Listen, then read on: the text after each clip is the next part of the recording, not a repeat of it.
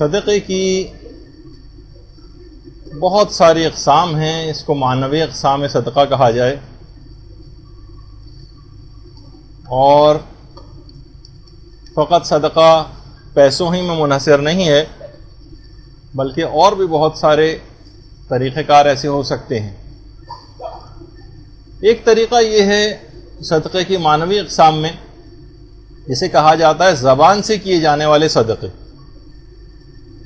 اس کے اندر دعا کو کہا جاتا ہے کہ یہ بھی بہترین صدقہ ہے. آپ اپنے لیے، اپنے دیگر رشتہ داروں کے لیے، عزیز و اقارب کے لیے جو دعا کرتی ہیں، یہ خود اس کو صدقے میں شمار کیا جاتا ہے. اسی طرح سے دو مومنین یا دو مومنات کے درمیان صلح کراتے وقت کہ جو آپ صلح کرانے کا جو آپ کو عمل ہے، یہ خود صدقہ ہے. یہ بہت اہم چیز ہے کہ امیر المومنین نے بستر شہادت پر اپنے بیٹوں کو وصیت کرتے ہوئے بات فرمائی تھی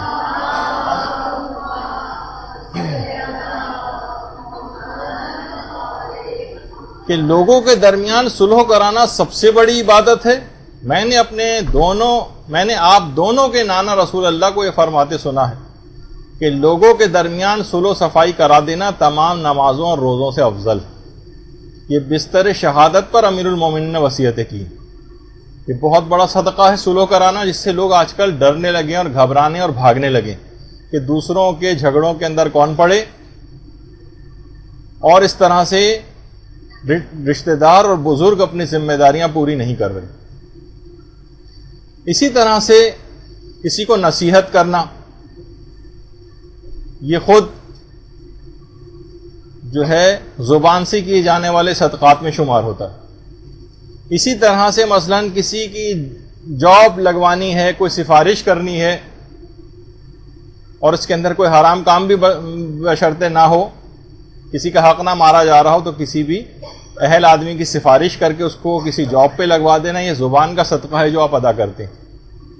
اسی طرح سے کسی قیدی کو آزاد کروانا ہے، اس میں اپنی زبان کو استعمال کر رہے ہیں. کوئی بیچارہ پکڑا گیا ہے بے جرم و خطا، اب اس کو آزاد کروانا ہے. کسی مظلوم کی حمایت کرنی ہے، لوگ اس میں بھی خاموش ہو جاتے ہیں، ظلم ہوتے دیکھتے رہتے ہیں. سسر گھر میں ظلم ہوتے دیکھ رہا ہے کہ میری بہو پر ظلم ہو رہا ہے، اور پھر بھی اگر خاموش ہے. اسی طرح دیگر رشتہ دار، یا اگر کسی کی غیبت کی جا رہی ہے تو آپ اپنی زبان کا صدقہ یہ اس شخص کے دفاع کرتے ہوئے دیں جس کی غیبت ہو رہی، کہ نہیں وہ ایسا نہیں ہے جو آج جیسا کہ آپ کہہ رہی ہیں، بلکہ ہو سکتا ہے کہ اس کے معنی یہ ہوں. آپ اس کا دفاع کرنا شروع کر دیں. تو اس کی خود بہت زیادہ روایتیں اس کے پیچھے ہیں کہ میں ان کا ذکر بھی نہیں کر رہا، صرف آپ کو اشارہ کرتا ہوا جا رہا ہوں، ورنہ 2-4 صرف اقسام میں پورا درس نکل جائے گا. تو مظلوم کی حمایت کرنا، ورنہ زبان یہ ہے اگر ان کاموں میں خرچ نہیں ہوگی تو پھر یہ حرام مقاصد کے اندر خرچ ہوگی، اور اس کی شرارت اور اس کی آفتیں اس کے مظاہر دیکھنے میں آئیں گی. اسی طرح سے ہاتھ اور پاؤں کے ذریعے کیے جانے والے صدقات ہیں. ہاتھ اور پاؤں کے ذریعے جو صدقات دیے جاتے ہیں، مثلا یہ سب بھی صدقے میں آئے گا کہ کوئی بزرگ ہے اس کے اوپر سایہ کر کے انسان کھڑا ہو جائے، یا مثلا کتنے ایسے علماء ہیں جو زائرین کی خدمت کرتے ہیں، ان کو چائے پلاتے ہیں، خود صدقہ ہے. ان کے لیے کھانے تیار کرواتے ہیں، اس میں مدد کرتے ہیں، خود صدقہ ہے. اس کے علاوہ کسی کی گاڑی مثلا بند ہو جائے، اس موقع پہ آدمی کتنا پریشان ہوتا ہے، کیسے کرے، کیا کرے، اس کو دھکا لگانا ہے، اس کی مدد کوئی کرنا ہے، یہ خود ایک صدقہ ہے. اسی طرح سے بہت سارے والنٹیئرز ہوتے ہیں، خدام ہوتے ہیں، یا عام کاروانوں، زیارات اور حج کے جو کاروان ہوتے ہیں اس میں جو والنٹیئرز ہوتے ہیں، وہ خود ایک ان کے جتنی بھی خدمات انجام دے رہے ہیں وہ خود صدقے میں شمار ہوتی، کسی کے کوئی کام آنا. بہت سارے نوجوان ہیں کتنے ایسے کام کر رہے ہوتے ہیں، یہ سب صدقے میں آئے گا. اس کی معنوی اقسام ہے صدقے کی، فقط اس کے اندر یہ منحصر نہیں ہے. اسی طرح سے کسی کی ویل چیئر چلانا، آدمی جب اپنا حج کر رہا ہوتا ہے، کوئی اپنا عمرہ کر رہا ہو، اسے خود اپنے آپ کو سنبھالنا کتنا مشکل ہوتا ہے کہ کسی معذور کی بھی ویل چیئر چلائی جائے ساتھ ساتھ. تو بہت سارے افراد اس نیک کام کو کرتے ہیں اور یہ خود مستقل ایک صدقہ شمار ہوتا ہے.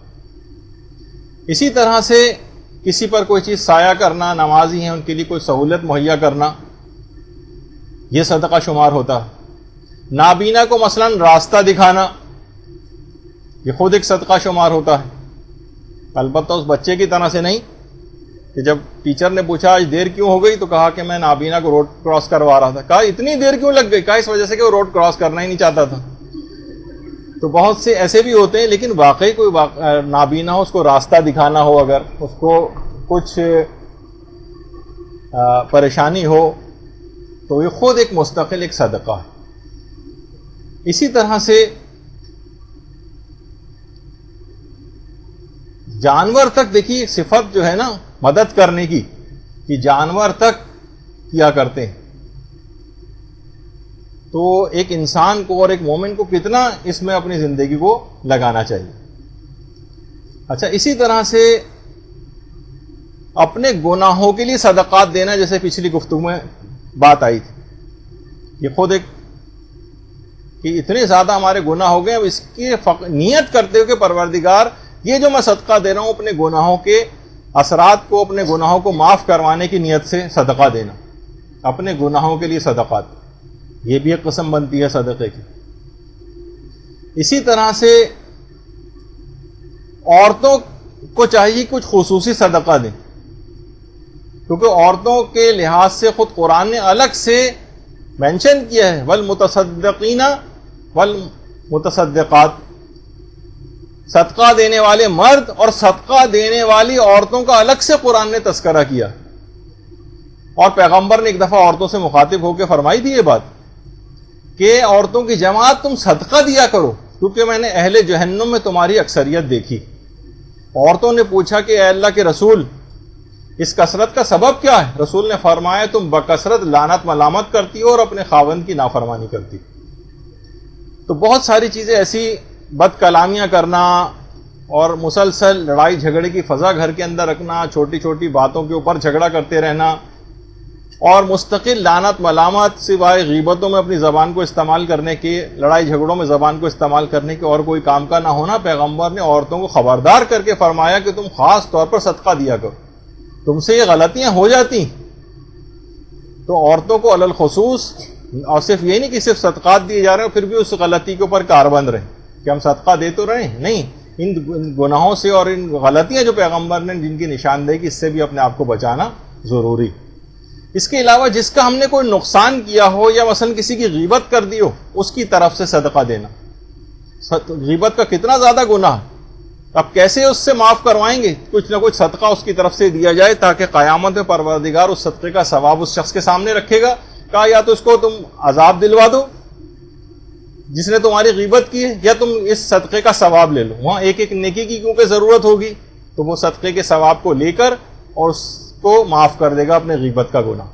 تو جس کا بھی کوئی نقصان ہم نے کر دیا ہو، البتہ کوئی مالی نقصان کیا ہے یا جس میں جبران ادا کرنا ہوتا ہے، کمپنسیٹ کرنا ہوتا ہے، اس کو دینی پڑتی ہے کوئی چیز، مال دینا پڑتا ہے، وہ تو اپنی جگہ پر، لیکن اس کا جو گناہ ہے اس سلسلے میں، اس کے اثرات کو ختم کرنے کے لیے صدقہ دیا جائے. اسی طرح سے کسی کا قرضہ اتروانا، اس کا صدقہ. مثلا کوئی شخص بیچارہ بہت مقروض ہے، روزانہ بینک والے اس کے گرد چکر کاٹ رہے ہیں اور لے کے بیٹھا ہوا ہے، اب اس کو تھریٹس مل رہے ہیں، دھمکیاں مل رہی ہیں، مکان نیلام کر دیا جائے گا، یہ ہو جائے گا، وہ ہو جائے گا. اب آپ اگر اس کی ہمت رکھتے ہیں یا کچھ لوگوں سے کہہ کر اس کا قرضہ اتروا سکتے ہیں تو یہ کام بہت اجر و ثواب کا حامل ہے. اسی طرح سے قبر کا ہدیہ، یا اس کو صدقہ کہا جائے، کہ کسی کو قبر ہدیہ یا گفٹ کرنا. یعنی جو عام طور پہ یہ ہو سکتا ہے کہ جو اخراجات ہوتے ہیں تدفین کے موقع پر، اس کا کوئی خرچہ اٹھا لے، یہ خود بہترین صدقہ شمار کیا گیا. یا مثلا اسی طرح سے کفن کا ہدیہ اور صدقہ، کیونکہ بہترین تحفوں کے اندر کفن شمار ہوتا ہے، لیکن آج کل لوگ اسے نحوست کی علامت سمجھتے ہیں. کفن کا صدقہ دینا، کہ ہم نے مثلا کربلا کا کفن ہمارے پاس تھا، ہم نے کسی کو صدقہ دے دیا، اب یہ فخر و مباحت کرے گا اتنا بہترین کفن ملنے پر میدان قیامت میں، اور جب یہ شخص پہنچے گا وہاں پر تو کتنا زیادہ اس مرنے والے کی دعائیں اس کے شامل حال ہو جائیں گی. تو یہ والا صدقہ. اچھا، اسی طرح سے اپنے کپڑوں وغیرہ کا بھی آپ صدقہ دیا کریں. جس میں کپڑے دیے جاتے ہیں، یا عام طور پر سب سے زیادہ بہترین صدقہ وہ ہے جو عام طور پر نئی شادی شدہ عورتیں جو دلہن ہوتی ہیں وہ اپنے دلہن والا جو لباس ہے وہ کیڑے پڑ جاتے ہیں اس کے اندر، سوراخ ہو جاتے ہیں ان لباسوں میں، لیکن کسی کو دیتی ہی نہیں، پتہ نہیں کس طور پر کو، کیونکہ بعد میں بھی اگر کبھی اس کو دوبارہ پہننے کی ضرورت پیش آئی، جب تک وہ آؤٹ ڈیٹڈ ہو چکا ہوتا ہے، اس کا وقت گزر چکا ہوتا ہے اور آپ کو نئے ڈیزائن کا سلوانا ہوتا ہے، تو نتیجتاً یہ کہ وہ ضائع ہو کر جاتا ہے۔ تو اپنے ان لباسوں کے متعلق بھی آپ کو غور و فکر کرنا چاہیے۔ اسی طرح سے قرض دار کو مہلت دینا یا قرضے کو معاف کرنے کا صدقہ، یعنی خود ہم نے کسی کو قرضہ دیا ہوا تھا، بہت اجر و ثواب ہے کہ آپ اس کے قرضے کو معاف کر دیں اگر ممکن ہے، ورنہ آپ اس کو مہلت دیتی چلی جائیں۔ پیغمبر اسلام نے ایک دفعہ، درود بھیجیے محمد اللہ صلی اللہ علیہ وسلم،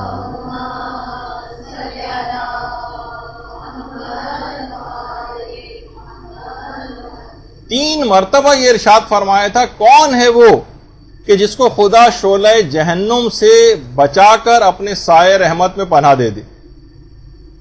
حاضرین نے کہا، جتنے بھی صحابہ موجود تھے، یا رسول اللہ ہم نہیں جانتے کہ ایسا شخص کون ہے۔ تو پیغمبر نے فرمایا کہ یہ وہ شخص ہے کہ جو اپنے قرض دار کو جس نے مہلت دی ہو یا وہ اپنے حق سے دستبردار ہو گیا ہو۔ یعنی اب دیکھیے، ایک لحاظ سے دیکھا جائے تو عام طور پر جو آپ قرضہ دیتے ہیں نا، وہ ویسے بھی ایک لحاظ سے دوسرے کے ہاتھ میں گیا ہوا ہی ہوتا ہے، آپ کو اتنی زیادہ ضرورت بھی نہیں ہوتی، کیونکہ آپ نے کچھ جو ایکسیس اماؤنٹ ہوتا ہے عام طور پر آپ کے پاس رکھا ہوا سیونگ میں، وہی آپ دوسرے کو دیتے ہیں۔ وہ اگر واقعی نادار ہو گیا ہے، مجبور ہو گیا ہے، عام طور پر قرضہ آدمی پریشانی کی حالت ہی میں لیتا ہے۔ لوگ زیادہ تر یہ کہتے ہیں کہ بہرحال نہیں وہ پیسہ لے کے کھا گیا ہے، وہ واقعی بعض اوقات زیادہ تر حالات میں ہم نے دیکھا ہے کہ وہ آدمی مجبور رہتا ہے۔ وہ ٹھیک ہے، چند ایک ایسے فسادی ٹائپ کے ہوتے ہیں یا پروفیشنل چیٹرز وغیرہ جو ہوتے ہیں اس کام کے ماہر، ان کے ایک الگ ہے، لیکن ان کی تعداد بہت کم ہے۔ تو اگر قرض دار جو ہے اپنے قرض سے دستبردار ہو جائے، معاف کر دے، چلو ٹھیک ہے جو گیا پہلے میرے کون سا ہاتھ میں تھا، کیونکہ اس کا اجر و ثواب اتنا ہے کہ پیغمبر نے 3 مرتبہ حاضرین سے یہ چیز پوچھی کہ کون ہے وہ شخص جسے شعلہ جہنم سے بچا کر پروردگار اپنے سایہ رحمت میں پناہ دے۔ تو سوچے کہ اس میں کہا کہ جو قرض دار کو یا تو مہلت دے، لمبا ٹائم اس کو دے دے، یا یہ کہ اپنے اس قرضے کو معاف کر دے۔ بہت بڑا صدقہ ہے کہ جو کہ جس کا فائدہ عالم آخرت میں جا کر اس کو پتہ چلے گا۔ اور ایک بات اور یاد رہے، فقہی مسئلہ بھی ہے کہ مجبور قرض دار کو ادائیگی پر زور دینا بھی حرام ہے۔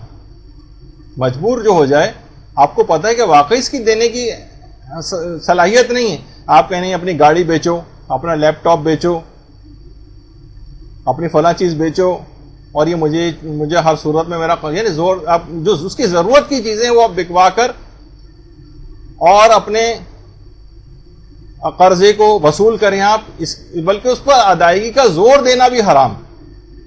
جب بہت ساری روایتوں میں آیا کہ مولا میں نے دیکھا خانہ کعبہ کا طواف کر رہا ایک شخص میرے جو ہے وہ پیسے لے کے گیا ہوا ہے، مقروض نے پیسے واپس نہیں کیے، میں ایک دم سے جا کر پکڑ سکتا ہوں؟ امام نے کہا نہیں، وہ دہشت تمہاری شکل دیکھتے ہی اس کو ایک دہشت زدہ ہو جائے گا، اور یہ جائے امن ہے، یہاں پہ کسی کو دہشت میں مبتلا نہیں کر سکتے۔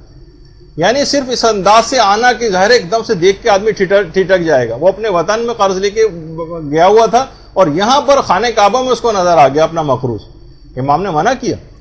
تو بہرحال مجبور قرض دار اس کے قرضے کی ادائیگی پر زور دینا حرام ہے۔ البتہ اس سے کوئی سوء استفادہ نہ کریں لوگ کہ مجبور بن کے بیٹھے رہیں اور دوسرا جو ہے یہ ایزیوم کرتا رہے، اس میں بہرحال دونوں طرف افراط و تفرید کا لوگ شکار ہو جاتے ہیں۔ اچھا، اب اس کے بعد ایک اور بھی قرض سواری پر سوار کرانے کا صدقہ۔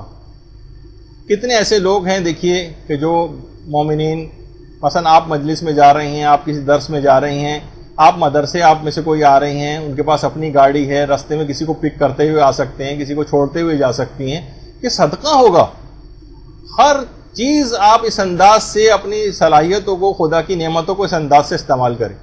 کتنی خواتین ہیں، مجھے خود معلوم ہے کہ وہ مجالس میں جانے کے لیے کچھ خواتین کو پک کرتی ہوئی جاتی ہیں، واپس چھوڑتی ہوئی جاتی ہیں، واقعی بہترین صدقہ ہے یہ۔ پھر اس کے بعد ایک صدقہ اور آتا ہے جسے حفاظت آبرو کے لیے جو مال خرچ کیا جاتا ہے، یہ بھی صدقے کا حکم میں رکھتا ہے۔ بہت سارے دیکھیے ذلیلوں سے، شریروں سے، فسادیوں سے، اغوا برا تاوان والے جو ہیں یا ظلم و جور میں جو افراد اس میں مبتلا ہوتے ہیں، ان پر بھی روایات میں آیا ہے کہ ان پہ مال کو خرچ کر دینا چاہیے، ورنہ یہ نقصان پہنچائیں گے۔ چھوٹی چھوٹی چیزوں کے لیے، جیسے موبائل فون کے سلسلے میں نے کہا تھا، یہ چند ہزار روپے کا موبائل جانے دیجیے اس کو, اس کے لیے اپنی جان انسان نہیں دے سکتا, پھر دوبارہ بھی خرید سکتے ہیں, لیکن وہ لاس کیسے پورا ہو. تو بعض اوقات ان ذلیلوں اور ان فسادیوں اور شریروں اور ان لوگوں ان کے ظلم و جور سے بچنے کے لیے کچھ مال کو خرچ کر دینا چاہیے لوگ خرچ, تو وہ زیادہ بہتر ہے بنسبت ہے کہ آپ تھوڑے سے پیسے بچانے کے لیے اپنے آپ کو کسی پریشانی میں مبتلا کریں. اسی طرح سے جانور کے ذبح کا بھی ایک صدقہ ہے, جانور کے ذبح کا صدقہ. دیکھیے بہت سارے بعض اوقات ایسے اہم معاملات پیش آ جاتے ہیں, ایک دم سے کوئی بیماری لاحق ہو گئی, اب آپریشن ہو رہا ہے, کوئی مصیبتیں ناگہانی آ گئی, کوئی کورٹ پولیس اور کچہری کا کوئی مسئلہ ہو گیا, آدمی مصیبت میں پھنس جاتا ہے. تو فوری اس مصیبت سے نجات پانے کے لیے علماء کہتے ہیں کہ ایک جانور کو ذبح کروا دیا جائے, جانور کے ذبح کا صدقہ. تو عام طور پر لوگ ویسے, اور ذرا بھی جو صاحب استطاعت ہیں, اگر ہر مہینے اپنے تمام عزیز اقارب رشتہ دار, آج کل جس طرح کے حالات چل رہے ہیں, ایک جانور صدقہ کی نیت سے ذبح کروا دے, تو ایک تو فائدہ یہ ہوگا کہ غریبوں تک بھی وہ ظاہر ہے پہنچے گا جانور, ان کا کچھ کھانے پینے کا انتظام ہو جائے گا, اور دوسرا کہ آپ کی مصیبتیں بھی ٹلیں گی. تو ہر مہینے ایک جانور اگر کوئی صاحب استطاعت ہے تو وہ, اور اس کے کچھ ابھی جو اگلی اتوار کے بعد جو اتوار آئے گا اس میں ہمارے قربانی کے احکام جو بیان ہوں گے, تو اس میں اگر بہت سارے افراد جو اتنی استطاعت نہیں رکھتے لیکن کئی افراد مل کر کر سکتے ہیں اس کام کو, جسے قربانی میں حصہ ڈالنا کہتے ہیں, تو وہ بھی کیا جا سکتا ہے. البتہ ابھی میں وہ بقرعید کی قربانی کا مسئلہ نہیں بتا رہا, عام طور پہ جو صدقے کے حوالے سے ہوتا ہے. اسی طرح سے جو پروردگار کی جتنی نعمتیں کبھی انسان بیٹھ کر سوچے, اتنی اس نے ہم کو نعمتیں دی, اس نعمتوں کو پروردگار کی راہ میں استعمال کرنے کا ایک صدقہ ہوتا ہے. مثلا آپ کو پروردگار نے عقل مندی اور ذہانت, کتنے ایسے ہیں جو دماغی طور پر معذور ہیں, کتنے ایسے ہیں جو احمق غبی اور جاہل ہیں, کتنے ایسے, آپ کو ایک عقل مندی دی ہے پروردگار نے, ایک ذہانت آپ کو دی ہے, تو اب اس عقل مندی اور ذہانت جو آپ کو پروردگار نے دی ہے اس کو استعمال کریں اس کی راہ میں. مثلا آپ لوگوں کو اچھے مشورے دیں اپنی اس ذہانت سے, اپنی سروسز آپ دیں. کوئی بہت اچھا, جیسے بزرگ حضرات ہیں ان کے پاس ایکسپیرینس اتنا ہوتا ہے, وہ کاؤنسلنگ کریں, لوگوں میں لڑائی جھگڑے دور کروانے کی کوشش کریں, اپنی ذہانت کو اپنی اس چیز کو استعمال کریں. پروردگار کی جو نعمتیں, اپنی سماجی حیثیت لوگوں کی ہوتی, سماجی حیثیت اس کا صدقہ ہوتا ہے. مثلا معاشرے میں ہماری پی آر بہت زیادہ ہے, لوگ ہم جب کسی کو بھی نوکری دلوا سکتے ہیں اپنی سماجی حیثیت کی وجہ سے, کوئی مومن مصیبت میں مبتلا ہو اس کو رہائی دلوا سکتے ہیں, تو جس کی بہت زیادہ افراد سے جان پہچان ہوتی ہے تو سماجی حیثیت ہے, اس کا ایک صدقہ ہے. اسی طرح سے اگر کسی کے پاس کوئی اچھی نوکری ہے یا اس کا کاروبار بہت اچھا ہے تو وہ اس اچھی نوکری اور کاروبار کا صدقہ دے, کسی اور شخص کو بھی ایسی اچھی نوکری کہیں دلوائے, کسی کو اپنے کاروبار کروانے میں ہیلپ کرے, یہ خود اس کے کاروبار اور ملازمت کا صدقہ بنے گی. اسی طرح سے کسی کی بہت آسودہ حال زندگی ہے, کسی خاتون کی بہت اچھی جگہ شادی ہو گئی اور ایک اچھی زندگی گزار رہی ہے, اب اس اچھی شادی کسی جگہ پہ ہو جانا یا آسودہ حال زندگی, اس کا ایک صدقہ دے. دوسروں کی لڑکیوں کی شادیاں کرانے کی کوشش کرے. بہت ساری لڑکیاں ایسی ہیں جو مدرسے کی طالبات تھیں, یہاں تھیں, بیرون ملک چلی گئیں, سب بھول بھال گئیں کہ ان کی کچھ اور ساتھی خواتین بھی ہیں, ان کے لیے وہ کچھ کام کرتی ہیں, خود اچھی جگہ شادی ہو گئی, بھول گئیں دوسروں کو. تو اس طرح سے کیونکہ آپس میں بات چیت کے ذریعے انسان جو ہے اس قسم کے معاملات کو طے کرواتا ہے. لوگ اگر اس میں انوالو نہیں ہوں گے تو خود صاحب معاملہ وہ تو آپس میں شرماتے ہیں اس قسم کی بات کرتے ہوئے. تو دوسرے لوگوں کو آگے بڑھنا چاہیے. آپ کی خود, آپ کو یہ نعمت پروردگار نے دی, اب دوسروں کو یہ آپ کی اس شادی اچھی جگہ جو ہوئی ہے اس کا صدقہ بنے گی, یہ چیز اس میں دوام ملے گا, آئندہ زندگی کی پریشانیاں دور ہوں گی. یہ ایک چیز اس کے اندر ہے جو اس کو لوگ عام طور پر سمجھتے نہیں ہیں. اچھا, اسی طرح سے کسی کے بچے, اپنے بچوں کی تعلیم کا صدقہ. آپ کے بچے جو بہت اچھے اسکولوں کے اندر پڑھ رہے ہیں, بہت اچھے دیندار ہو گئے ہیں, بچیاں ہیں ابھی سے مثلا پردہ وغیرہ کرنے لگیں, اب دوسرے لوگوں کا بھی کچھ سوچیے کیونکہ فاسق و فاجر گھرانے ہیں, ان کے اندر پڑھنے والے بچے, ان کے اوپر ترس آنا چاہیے کس طرح سے بغیر تربیت کے ہو رہے ہیں, کچھ اس میں ہیلپ کریں. کچھ کوئی مدرسہ اس سلسلے میں ہے اور پڑھانے کی کوئی خدمات ہیں, کسی جگہ جمع کرنے کی خدمات ہیں, یا آپ اپنی زبان استعمال کر سکتی ہیں کاؤنسلنگ کر کے, گھر والوں کو سمجھا کے کہ اس کو بچے کو اگر مدرسے بھجوا دیں تو وہاں یہ سب چیزیں اچھی جو ہے وہ سیکھ لے گا. تو یہ کیا ہے کہ آپ کے خود اچھے جو تعلیم بچے آپ کے حاصل کر رہے ہیں, آپ کے بچے مذہبی ہو گئے تو دیگر افراد, یہ اب صدقہ بنے گا اس بات کا کہ دیگر کو بھی تو آپ مذہبی بنائیے, ان کے لیے بھی تو کچھ ایسی سہولت مہیا کرنے کی کوشش کریں. اچھا اسی طرح سے دوسرے بچوں، بہت سے غریب بچے ہیں، ان کی تعلیم کے سلسلے ہمارے بچے اچھے اسکولوں میں پڑھ رہے ہیں تو کسی دوسرے کا بھی اسی طرح سے کفالت کر کے کسی غریب کے بچے کو اچھی جگہ پہ پڑھوا دیں. بعض اوقات ہوتا ہے نہیں کہ ہمارے تو بچے بہت اچھی جگہ پڑھ رہے ہیں لیکن کوئی غریب ہے تو مجھ سے کہتے ہیں کہ وہ بالکل گورنمنٹ کے جو پیلے پرائمری جو ٹوٹے پھوٹے اسکول ہیں ان میں جا کر کراؤ، دے دیں گے ہم اس کا جو ہے 300 روپے مہینے کی جو فیس ہے. نہیں، اب آپ کیونکہ آپ کے بچے بہت اچھی جگہ پر پڑھ رہے ہیں تو کوشش کریں کسی غریب کا بچہ بھی کچھ اچھا بہتر انداز میں جو ہے وہ کچھ پڑھ لے، تو یہ آپ کے بچوں کی تعلیم کا صدقہ ہو جائے گا. اچھا اسی طرح سے صدقے خون دینے کا بھی ایک صدقہ ہوتا ہے، بلڈ ڈونیشن دینا، یہ خود ایک صدقہ ہے، بہت بڑا صدقہ ہے، پوری انسانیت کو بچانے کے مترادف ہے ایک شخص کی جان کو بچا لینا. تو اگر کوئی ہے کبھی کبھار اس قسم کے صدقات کسی نے نہیں اگر خون دیا، بلڈ کو ڈونیٹ نہیں کیا، نہ صرف ہے کہ آپ کو نقصان نہیں ہوتا بلکہ فائدہ ہی ہوتا ہے، تو بہرحال کبھی کبھار اس صدقے کا ثواب بھی حاصل کر لیں. اسی طریقے سے صدقے میں تنوع، ایک ورسٹیلٹی ہونا چاہیے. ایک بس وہی روزانہ بس صرف ایک چونی اٹھنی ڈالنا، روپیہ 2 روپے ڈال کے ہم سوچتے ہیں کہ ہم نے صدقے کا حق ادا کر دیا. نہیں، اس میں ابھی کچھ ہی دن پہلے یہاں سے حاجی حضرات جا رہے ہیں اور گئے ہیں. کتنے ایسے افراد ہیں کاروانوں میں، انہوں نے سارے حاجیوں کے لیے جو ذرا بھی استطاعت رکھتے تھے چھوٹے چھوٹے قرآن تقسیم کروائیں حاجیوں کو ہماری طرف سے فری قرآن، چھوٹے قرآن جو وہاں جا کر، کیونکہ وہاں جو قرآن ہوتے ہیں اس میں کچھ رسم الخط ایسا ہوتا ہے جو پڑھنے میں دشواری ہوتی، یہیں سے لے کر جائیں. اور مکے میں جو قرآن ختم کرتا ہے پیغمبر کی زیارت اسے ملتی ہے. اللہم صلی علی محمد وعلی محمد.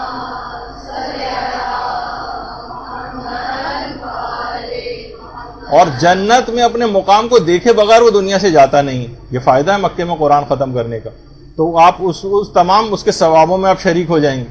کتنے ایسے افراد ہیں کہ انہوں نے جو افراد ہیں حاجی، ان کو مفت سمیں پرووائڈ کی کہ اپنے رشتہ داروں سے ملیں گے، ملاقات کریں گے، حاجی کا دل خوش ہوگا، اس کا ثواب. یعنی نئے نئے اسٹائل کی چیزیں. بہت سارے افراد ہیں انہوں نے بغیر خوشبو کا جو صابن ہے وہ حاجیوں کو فری جو ہے گفٹ میں دلوایا. کچھ نے مناسک حج تقسیم کروا دی، کچھ نے کہا حاجیوں کو کھلانے پلانے کا خرچہ کچھ ہماری طرف سے. یعنی اس تلاش میں رہتے ہیں کون کون سے نئے نئے طریقوں سے ہم صدقات دیں، اس کے اندر ایک تنوع، ایک وہ سب چیزیں ہونی چاہیے. بہت سارے افراد تو مثلا جانوروں تک کے اوپر ان کو چیز کھلانا، ان کے لیے ایسی چیز کا ارینجمنٹ کہ وہاں باجرہ وغیرہ جانور آ کے کھا لیں، اور ان کے لیے اس انداز کے جو ہے وہ انتظامات. بہت سے قبروں کے اوپر بھی جانوروں کو کھلانے پلانے کے حوالے سے سب چیزیں جو ہے وہ رکھی ہوتی ہیں. کتنے زائرین کی خدمات کے حوالے سے ہم کربلا وغیرہ کے اندر دیکھتے ہیں کہ وہ کتنی زیادہ خدمتیں جو کرتے ہیں. خود صدقات کی قسمیں بنتی. اسی طرح سے اچھی گفتگو کا ایک صدقہ ہوتا ہے جس کو زبان کا صدقہ کہا جاتا ہے. جیسے کبھی اس سے اچھی تو زبان کے صدقے میں بہت ساری پچھلی چیزیں بیان ہوئی کہ ہے اچھی گفتگو کرنا. کوئی بہت زیادہ وکل ہے، بہت زیادہ اچھے انداز سے گفتگو کرتا ہے، بہت نرم و ملائم گفتگو کرتا ہے، صلح و صفائی لوگوں کے درمیان کروا رہا ہے وہ. تو بہت ساری دیکھی چیزیں ایسی ہیں کہ علماء فرماتے ہیں کہ اپنی اسپیکنگ پاور سے، اپنی اچھی گفتگو سے اگر وہ فساد اور نفرت کے شعلے بجھا کر صلح و صفائی کروا دے لوگوں کی، تو اس سے بہتر جو ہے وہ صدقہ کیا بنے گا. اسی طرح سے اپنے علم و آگہی کا صدقہ. اپنے علم و آگہی، کہیں کسی جگہ آپ کو توفیق مل رہی ہے، کہیں آپ پڑھا سکتے ہیں، اپنی معلومات کو شیئر کروا سکتے ہیں. بچوں کو پڑھانا، نوجوانوں کو پڑھانا، بزرگوں کو پڑھانا. یعنی علم و آگہی کے پیاسوں کو اگر ضرورت ہے سیراب ہونے کی تو آپ وہ چیز ان کو مہیا کروا دیں. کسی کا وضو ٹھیک کروا دیں، کسی کو قرآن صحیح سے پڑھنا سکھا دیں، کسی کی نماز وغیرہ جو ہے وہ صحیح کروا دیں. تو یہ سب چیزیں کیا ہیں؟ عورتوں کے پردے کے مسائل ہیں، عورتوں کے مخصوص مسائل ہیں. یہ سب چیزیں سیکھ کر لوگوں تک پھیلانا خود صدقات بنیں گے. علم و آگہی کا صدقہ ہے. آپ یہاں پر دیکھیے ماشاءاللہ آ رہی ہیں، آپ کو پروردگار نے ایک نعمت دی ہے کہ آپ باقاعدہ آ کر علم دین حاصل کر رہی ہیں. کتنی گھروں میں بیٹھی ہوئی خواتین ایسی ہیں جو اس سے محروم، لیکن آپ کو ایک توفیق مل گئی، آپ یہاں پر آ گئی، یہاں سے کچھ سیکھ لیا، اب اس کا صدقہ بنے گا کہ اسے آگے پہنچائیے. تو یہ ایک چیز ہے. یا اس میں اقدام کریں گے، اور خود سے نہیں کر سکتی اس کام کو تو کچھ ایسی خواتین کا ارینجمنٹ کریں. کتنی دفعہ ہر گفتگو میں تقریباً یہ بات آتی ہے. خود کو برائیوں سے محفوظ رکھنا بھی ایک صدقہ ہے، یہ بھی صدقہ شمار ہوتا ہے. الامساک عن السوء صدقۃ، یعنی جو اپنے آپ کو یعنی برائی سے بچائے وہ خود اس کے حق میں صدقہ شمار ہوتی ہے چیز. اسی طرح سے خود راستہ بتانے کا بھی ایک صدقہ ہے. مثلا کوئی شخص راستہ بھول گیا، اسے راستہ بتانا. اسی طریقے سے جو آخرت کا یا خدا تک جانے کا راستہ بھول گیا ہے، جاہل ہے، مثلا نمازیں صحیح نہیں پڑھ رہا ہے، اس کو صحیح طور پہ کروائیے، وہ بھی راستہ بھولا ہوا شخص شمار ہوتا ہے. اسی طریقے سے پانی پلانے کا صدقہ بہت عظیم صدقہ ہے. کسی پانی پلا کر کسی پیاسے کا کلیجہ ٹھنڈا کیا جائے. دیکھیے لوگ بعض اوقات پیاسے کو جو ہے وہ پانی پلانا اتنا، میرے ساتھ خود کچھ زائرین میں سے ہم نے دیکھا تھا کہ جنہوں نے اپنی ذمہ داری پکڑی تھی کہ مثلا کربلا میں 1000 لوگوں کو پانی پلائیں گے. یعنی بعض اوقات وہ طریقہ کار جو ہے وہ سوچ کے رکھتے ہیں کہ ٹھیک ہے ہم اس ثواب کو اس سرزمین کے اوپر حاصل کریں گے، اور اس کے لیے محنت کرتے بھی نظر آتے تھے. تو بہرحال ہم نے ایسے بھی افراد دیکھے ہیں تاریخ نے، ضرب کھا کر بھی جو قاتل کو پلائے شربت، زیب دیتا ہے اسے ساقی کوثر ہونا. اللہم صلی علی محمد.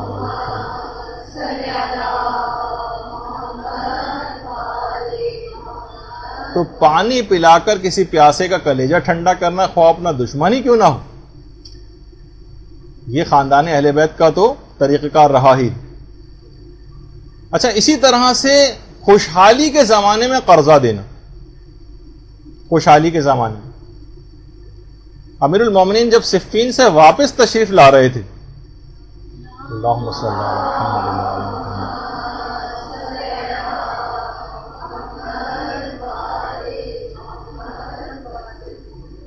تو صفین سے واپسی پر باقاعدہ امام حسن علیہ السلام کو ایک ہدایت نامہ دیا تھا. اللہم صلی علی محمد.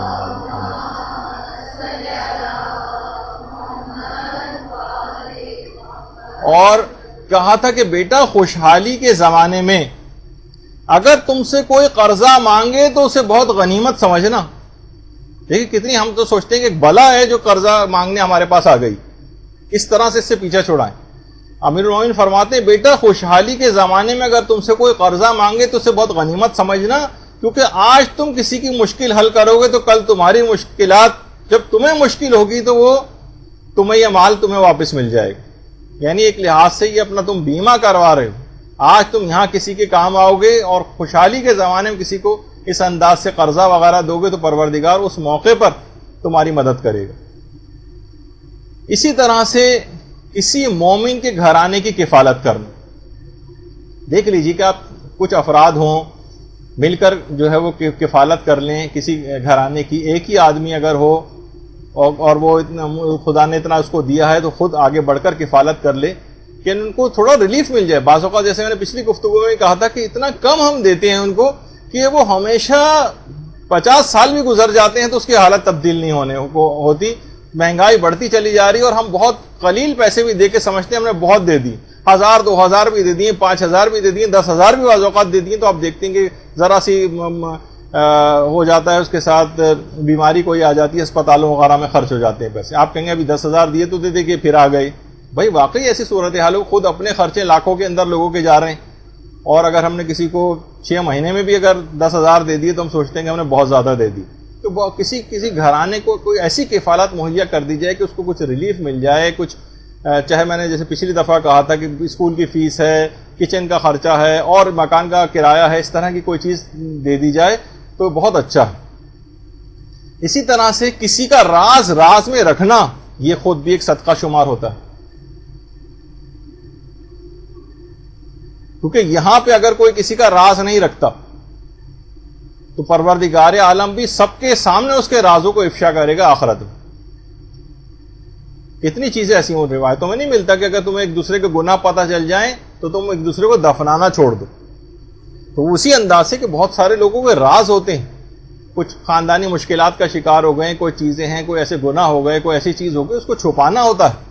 آج کل بہت ساری چیزیں ٹی وی کے اوپر جو آشکار کی جاتی ہیں بہت سارے گناہوں کو، یہ حرام ہے. یہ ان الذین تحبون ان تشیع الفاحشہ، جو چاہتے ہیں کہ اس طرح سے فواحش لوگوں میں بڑھیں، یہ معاشرے کے ڈارک اسپیکٹس کو دکھانا، یہ کوئی اس میں شمار نہیں ہوتا ہے. یہ معاشرے کے اندر بلکہ اور زیادہ برائیوں کو لے کر آتا ہے.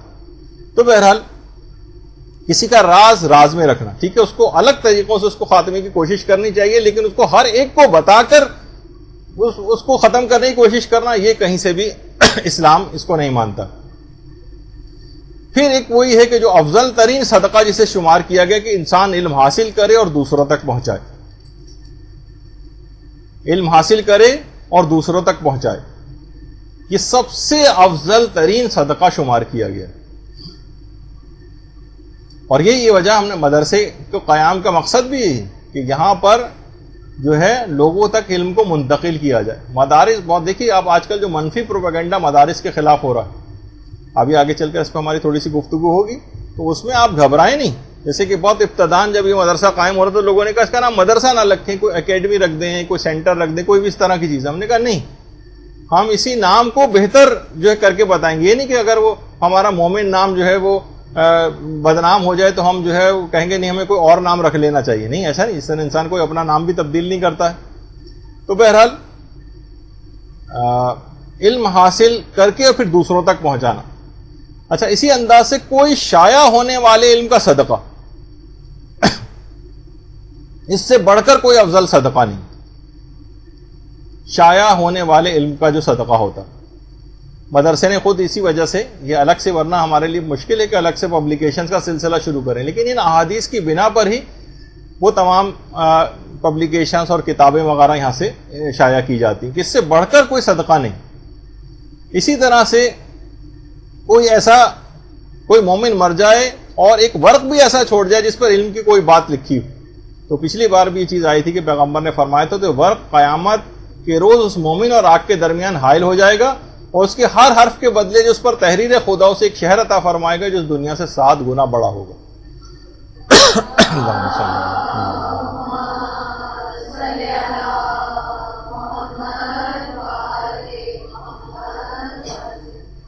اچھا، خود ایک اور صدقہ جسے اچھی گفتگو کرنا کہتے ہیں، اس سے بڑھ کر کوئی صدقہ نہیں. جیسے کہا جاتا ہے کہ کلمہ طیبہ جو ہے، اچھا اس سے کلمہ طیبہ لوگ لا الہ الا اللہ، وہ تو یقیناً سب سے اچھی گفتگو وہ بھی آتی ہے، لیکن اس کو اچھی گفتگو کہا گیا ہے روایت میں کہ انسان اچھی گفتگو کرے. یعنی اس طرح کی گفتگو کر رہا ہے کہ اس میں اقوال معصومین بھی کوٹ کر رہا ہے، ایسی گفتگو کر رہا ہے جس میں قرآنی آیات پیش کر رہا ہے، ایسی گفتگو کر رہا ہے جس میں علماء کے اقوال پیش کر رہا ہے. یہ اچھی گفتگو ہے جو کہ آج کل دیکھنے میں نہیں آتی. لوگ صرف سیاستدانوں کی صرف منفی باتیں، لوگ صرف عالمی سیاست بھی وہ گندی والی سیاست، اس طرح کی کچھ باتیں، لیکن کسی بھی جگہ اللہ، رسول یا ان کے اقوال یا آیات کہیں ہمیں کسی مومن کی زبان کے اوپر نظر نہیں آتی. امام زمانہ علیہ السلام کا کوئی تذکرہ کرتا نظر نہیں آتا. اللہ صلی اللہ علیہ وسلم.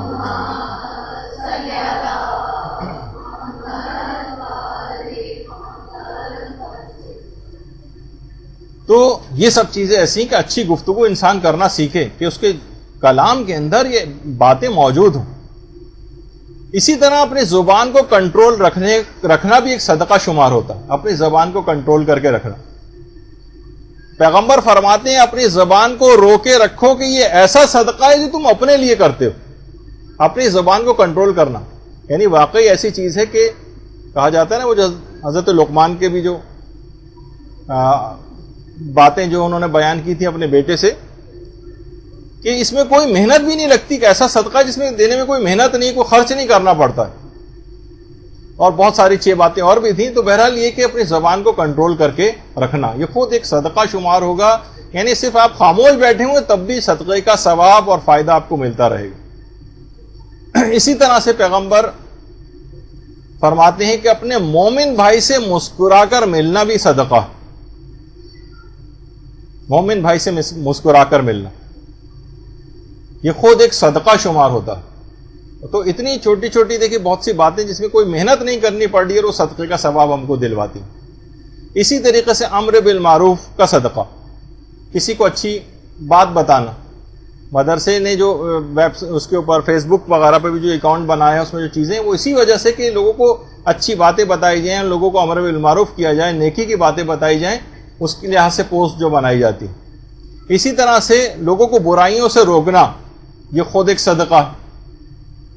اس کے علاوہ راستے کے کنکر اور پتھر ہٹانا یہ خود ایک صدقہ ہے. کوئی ہمیں کوئی چیز پڑی نظر آ رہی ہے، ہم اس کو ہٹا رہے ہیں، کسی کو نقصان نہ پہنچ جائے، یہ خود ایک صدقہ چیز شمار ہوتی. اسی طرح سے نمازوں کے لیے قدم بڑھانا، مسجد جا رہے ہیں نماز پڑھنے کے لیے اور اس کے لیے جتنے بھی قدم اٹھائے جا رہے ہیں. آیت اللہ بہجت جب جاتے تھے مسجد کی طرف اپنے گھر سے نکل کر, تو واقعی ایک دیکھنے والی بہت سارے ویڈیو کلپس بھی ان کے انٹرنیٹ پہ موجود ہیں. تو یہ صدقہ شمار ہوتا ہے نماز کے لیے قدم اٹھانا. اسی طرح سے بہرے کو اونچا بول کر اپنی آواز اس کو سنانا. باقاعدہ ہمارے چھٹے امام امام جعفر صادق علیہ الصلوۃ والسلام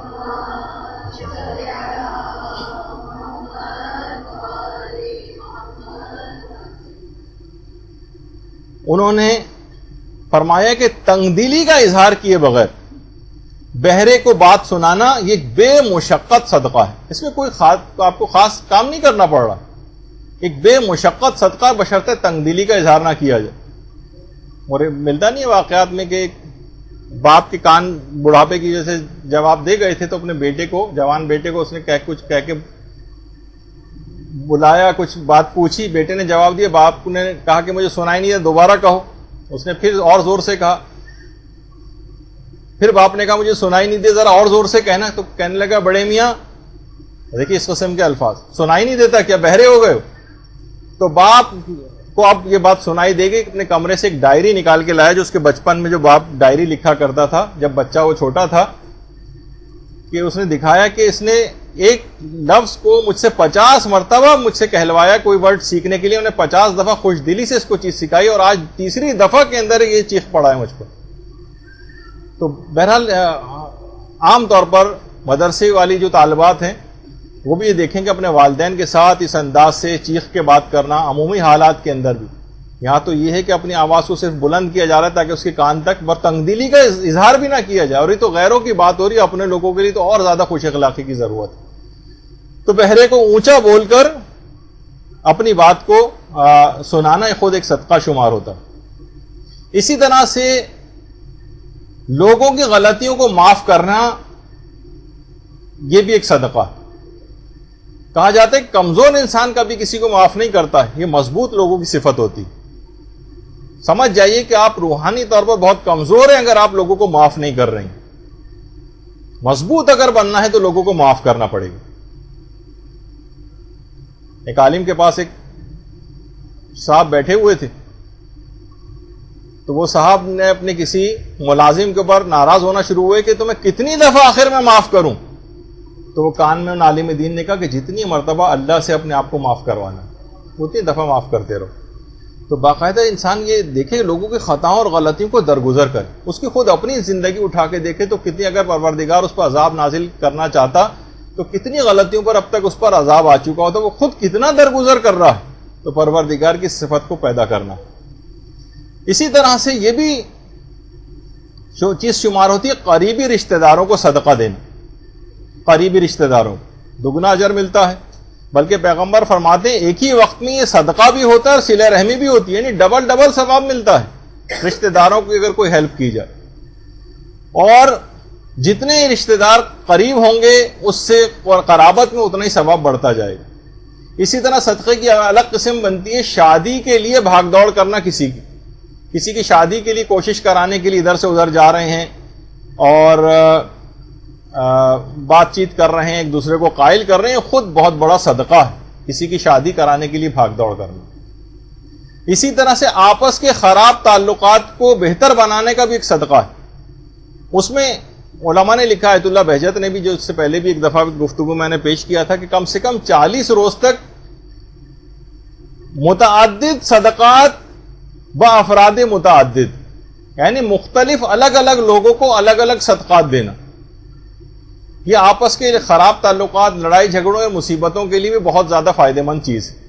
یعنی شوہر و بیوی میں آپس میں لڑائی ہوئی ہے یا اور دیگر رشتہ داروں میں آپس میں تعلقات خراب ہیں, ان کے تعلقات کو اگر استوار کرنا ہے تو متعدد افراد تک متعدد بار صدقات دیے جائیں, ایک آدھ دفعہ نہیں, مسلسل. اگر 40 روز تک ہو جائے تو بہت اچھا.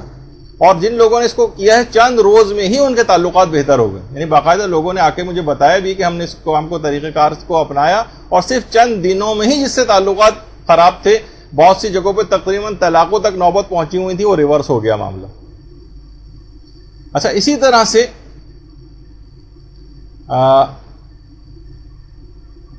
دین حق کی تبلیغ کے اندر بھی لوگ بالکل بھی اس طرف مائل نہیں.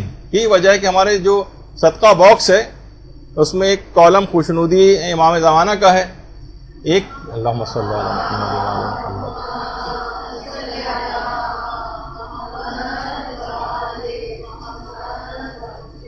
ایک صدقے کا کمپارٹمنٹ ہے اس میں, اور ایک دین حق کی تبلیغ کا. یقین کیجئے کہ یا تو اس کے اندر انتہا سے زیادہ کم پیسے ہوتے ہیں یا بالکل بھی خالی ہوتا ہے, ایک پیسہ بھی نہیں ہوتا, جبکہ اس سے بڑھ کر افضل ترین کوئی صدقہ ہے ہی نہیں. یعنی لوگ اتنا زیادہ ان چیزوں سے ناواقف ہیں, اتنی مصیبتیں ان چیزوں سے ٹلتی ہیں جو خاص طور پر تبلیغات دین کے اندر جو پیسہ خرچ ہوتا. تو جسے کہا جائے ثواب جاریہ یا صدقہ جاریہ, یہ سب سے افضل ترین صدقہ ہے کہ جس کا فیض مرنے کے بعد بھی مسلسل ملتا رہتا. حتیٰ کہ یہاں تک کہ دیکھیے اب جو بہت سارے سورے آپ پڑھتی ہیں, کتنے عرفاء نے ایسی چیزیں دیکھی ہیں باقاعدہ قبرستانوں میں جا کر, کہ دیکھا کہ ارواح جو ہے اپنی قبروں سے نکل کر مختلف اپنے چیزیں, اپنے تحفے تحائف سمیٹ رہی. تو اس نے جا کر پوچھا یہ کون سے تحفے ہیں جو اب ختم ہونے میں نہیں آ رہے؟ کہا کسی ہمارے رشتہ دار نے سورہ توحید کا تحفہ ہم تک بھجوایا تھا جو ہم 1 سال سے تقسیم کر رہے ہیں. درود بھیجیے محمد.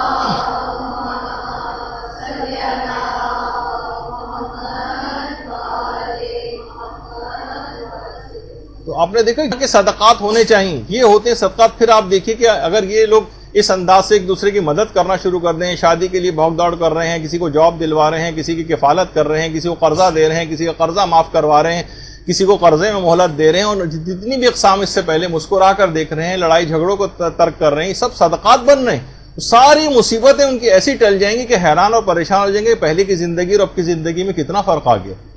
جبکہ ہمارے ہاں دیکھیں ان تمام جتنے بھی اقسام صدقات کے بیان ہوئے اس پہ بالکل توجہ نہیں ہے, اور جو ہمارے صدقے کی جو رائج غلط اقسام ہے وہ معاشرے کے اندر کتنی زیادہ ہے.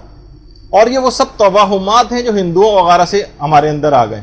مثلا مریض کے لیے چیلوں کو جو گوشت کی بوٹیاں اچھالنا, اور سارے عام چوراہے کے اوپر انڈا توڑنا, وہ حرام بھی ہیں کیونکہ اسراف اور تبذیر کے اندر, بلکہ تبذیر کے اندر یہ چیز آتی ہے بلا ضرورت اس طرح سے مال کو پھینک کر ضائع کرنا, سارے عام چوراہے پہ انڈا پھوڑ رہے ہیں. یا مثلا گلی کے کنارے پر مثلا بکرے کی سیری رکھ دینا, سوچتے ہیں یہ صدقہ ہو رہا ہے. بلا ٹالنے کے لیے کالی مرغی ذبح کر کے مثلا جمعدار کو دے رہے ہیں, چلیں وہ تو اس میں بھی تو ابھی آ گیا کہ صدقہ جو ہے کسی کو بھی دیا جا سکتا ہے, لیکن یہ جو رائج جو چیزیں میں ان کو بتا رہا ہوں. اور صحت یابی کے لیے 7 کٹے ہوئے لیموں میں 7 کٹے ہوئے جو لیمو ہوتے ہیں ان میں لونگیں گاڑ کر رستے میں کہیں رکھ دینا, یہ لوگ بتاتے ہیں کس طرح سے. اور 3 گز کا ہرا کپڑا, اور جناب 1.25 سیر کی چینی, اور ایک سفید مرغا, یا بخور, اود اور لوبان کے جو نقدی کے جو جس کی جو دھونی ہوتی ہے اس کے نقدی کے پیسے عاملوں تک پہنچانا. یعنی ایسی چیزیں معاشرے کے اندر صدقات کے نام پر رائج ہو گئی جو ہندوؤں سے اور مختلف کافروں معاشروں سے ہمارے اندر آ گئیں. اور اسلام نے جو صدقات بتائے تھے وہ کسی کو پتہ بھی نہیں. صدقے کو عام طور پر یہ سمجھا جاتا ہے, صدقے کو ایک حقارت کی چیز سمجھا جاتا ہے, سوچا جاتا ہے کہ شاید یہ بلائیں ہیں جو اس کے اوپر لپٹ گئی ہیں اس چیز کے اوپر, اور لوگ اس صدقے کی چیز سے ایسا بھاگتے ہیں جیسے کسی متعدی جو مرض لگ جانے والے جو جراثیم ہوتے ہیں نا ان سے انسان جس طرح سے بھاگتا. اور اگر کسی کو آپ صدقہ دے دیں اور بتا کر صدقہ دیں کہ صدقہ, تو انتہا سے زیادہ سخت ناراض ہو جائے گا. وہ سوچے گا کہ آپ نے اسے کو گالی دے دی کہ ہم صدقات و خیرات لینے والے نہیں, جاؤ اٹھا کر لے جاؤ یہاں سے. جبکہ صدقات کو دیکھیے دینے کی بھی تاکید ہے اور صدقات کو لینے کی بھی. جب انسان کو صدقات اتنی زیادہ دینے کی تاکید آئی, جب وہ کوئی لینے والا ہی نہیں ہوگا تو وہ دے گا کس کو صدقات جا کر؟ اس کا مطلب ہے جو افراد ایسے ہیں انہیں صدقات کو ریسیو بھی کرنا چاہیے. صدقات کو لینے اور دینے دونوں کی تاکید آئی. مستحق دیکھیے زکوٰۃ کے لیے بات آئی ہے الگ سے کہ مستحق زکوٰۃ جو ہے وہ اگر زکوٰۃ لینے سے انکار کرے گا تو ایسے ہی جیسے اس نے زکاتی کا انکار کر دیا, حکم زکوٰۃ کا انکار کر دیا اللہ کی.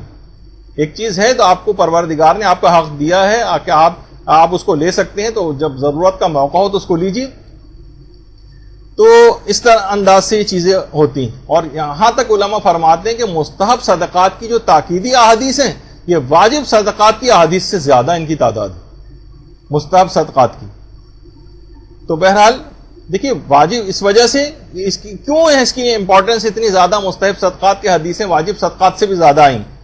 علماء فرماتے ہیں کہ دیکھیے تاکہ اس کی وجہ یہ کہ بہت زیادہ کمانے والا جو افراد ہیں وہ صرف زکوٰۃ کے نام پر 2.5% دے کر لوگوں کو 2.5% پہ ٹرخا کر مطمئن نہ ہو کر بیٹھ جائیں، اور اس کے بعد پھر جو جناب تجوریاں جو ہیں وہ چھلکنے لگیں اور خزانے جو ہیں ابلنے لگیں.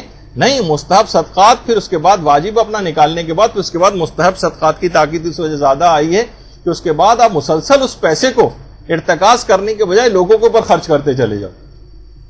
اور اسی وجہ سے ان کو کہا جاتا ہے صدقات جاریہ، صدقہ جاریہ.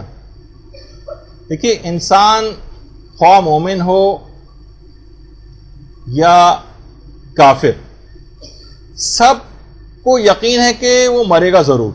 ہر شخص چاہے وہ مومن ہو یا کافر، مگر ہر شخص کے دل کے اندر خواہش ہوتی ہے کہ وہ ہمیشہ زندہ رہے.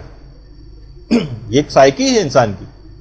یقین ہے کہ مرے گا، لیکن خواہش یہ رکھتا ہے کہ ہمیشہ زندہ رہے. اور یہ جو فائدے مجھے مل رہے ہیں یہ فائدے بھی ہمیشہ مجھے ملیں. اچھا، اب وہ نہیں چاہتا کہ میری محنت کی کمائی کہیں اور ضائع ہو، اور وہ ہر وقت سوچ وچار میں رہتا ہے کہ کسی بھی طرح سے میرا مال ہمیشہ محفوظ ہو جائے اور اس کا فائدہ بھی مجھ کو ہمیشہ ملتا رہے. بہت سارے کافر معاشروں کے اندر پہلے سننے میں آتا تھا کہ بادشاہ حضرات اپنے تمام تر زیورات اپنی قبر میں ساتھ دفن کرواتے تھے.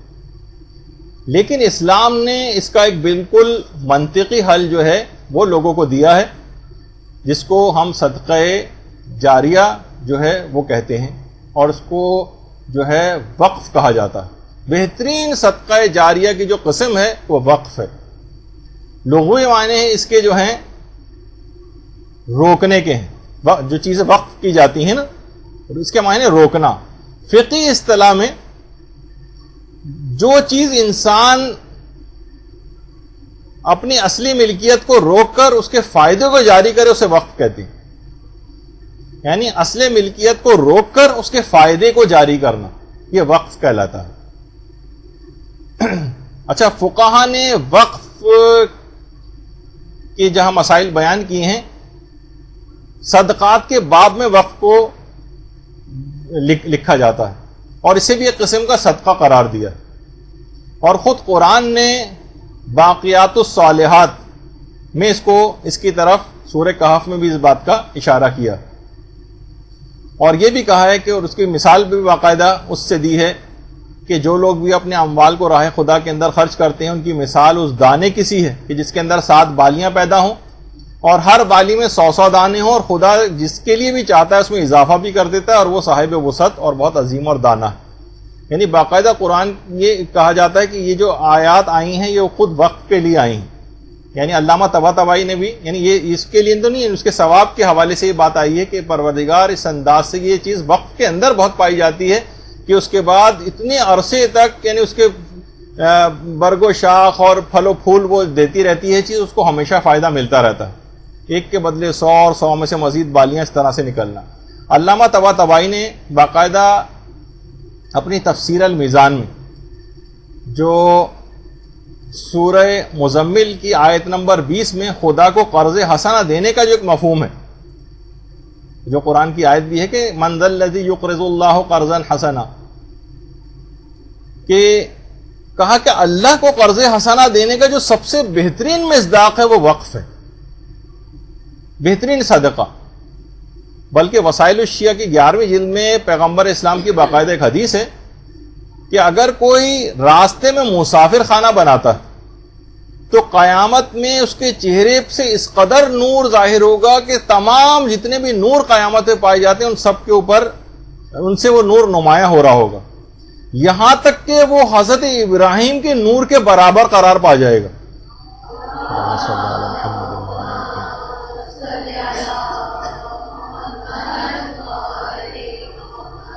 لوگ سوال کریں گے کہ کیا یہ کوئی فرشتہ ہے کہ اس قدر نور اس کے چہرے سے نکل رہا ہے، اور بلکہ لوگ فرشتے بھی حیران ہو جائیں گے کہ ایسا نور تو ہم نے کبھی کسی کے سے نکلتے نہیں دیکھا. اور پیغمبر فرماتے ہیں اس کی شفاعت سے ہزاروں انسان داخل بہشت کیے جائیں گے. یعنی اس کا نور حضرت ابراہیم کے نور کے مشابہ قرار پا جائے گا. جو مسافر خانے رستوں کے اندر بناتا ہے، یعنی اس میں کوئی بھی حصہ ڈالنا، آپ خود دیکھیں کبھی آپ جاتی ہیں مختلف مقدس مقامات پہ، وہاں جو اس قسم کے مسافر خانے یا چیریٹی وغیرہ کی کچھ چیزیں ہیں، اس میں کچھ نہ کچھ کوشش کر کے ڈال کر آنا چاہیے. اچھا اب دیکھیے وقف اور صدقہ جاریہ کی بہترین جگہ کون کون سی؟ بہترین جگہ اس وقت خاص طور پر دیکھیے جتنے بھی ائمہ کے روزے ہیں وہ زیادہ تر سب کی رینوویشن ہوتی رہتی ہے، لیکن جو اس وقت روزہ واقعتاً تعمیر ہو رہا ہے وہ سامرہ میں، سامرہ کا روزہ امام علی نقی علیہ الصلوۃ والسلام،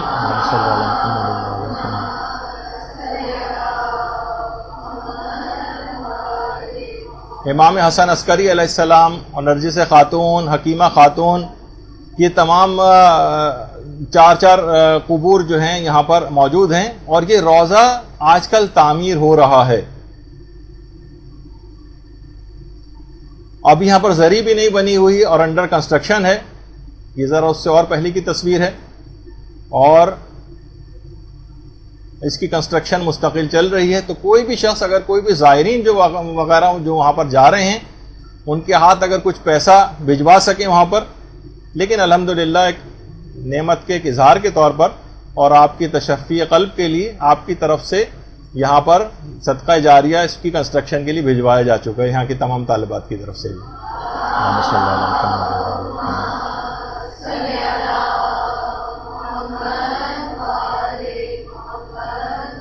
تو اس طرح سے کوشش کر کے جو بہترین صدقہ جاریہ والی جو اس انداز سے جگہیں، بہت سارے افراد اس کے اندر بھی نئے نئے طریقہ کار ان کو ہوتے ہیں کہ مختلف مساجد میں مثلا سجدگاہیں بنوا کے رکھوا دیتے ہیں. اب جتنے لوگ یہاں پر نمازیں پڑھیں گے اور سجدے کریں گے کتنا زیادہ ثواب یہ سب ان کے نامہ اعمال میں لکھا جائے گا. کتنے افراد کو میں جانتا ہوں جو باقاعدہ مساجد کے اندر ہر مسجد میں 50 100 تسبیحات رکھوا دیتے ہیں، اتنا زیادہ خرچہ بھی نہیں ہوتا. اب جتنے نمازیوں بیٹھ کر جتنی تسبیحات پڑھیں گے سوچیے ان سب کو کب تک ثواب ملتا رہے گا. اور چند مہینوں کے اندر بہرحال یہ تسبیحیں ٹوٹ جاتی ہیں کثرت استعمال کی وجہ سے، تو کوئی بات نہیں، اتنی زیادہ مہنگی تو نہیں، دوبارہ رکھوائی جا سکتی. یہ صدقات کی مختلف اقسام اور طریقہ کار ہیں کہ جن کو کرنا چاہیے. اسی طرح سے اچھا وقف کی بات ہو رہی تھی تو ہمارے چھٹے امام کا بھی وقف مشہور ہے.